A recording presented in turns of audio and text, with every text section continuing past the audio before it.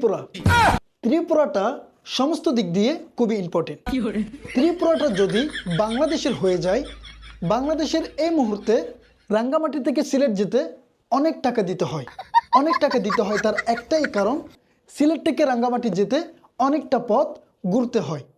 আমি আপনাদেরকে বোঝাচ্ছি, সিলেট থেকে রাঙ্গামাটি যেতে সোজাসুজিভাবে হিসাব করলে দূরত্ব হয় 40 কিলোমিটার, আর মাঝখানে দাদাদের ত্রিপুরা থাকায় আমাদেরকে প্রায় 400 কিলোমিটার ঘুরে যেতে হয়।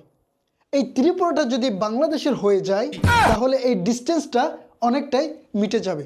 আর তাছাড়া ত্রিপুরাটা হচ্ছে খুবই সেন্সিটিভ একটি জায়গা, তাই ওই ত্রিপুরাটা আমাদের লাগবে, ওটা আমাদের চাই।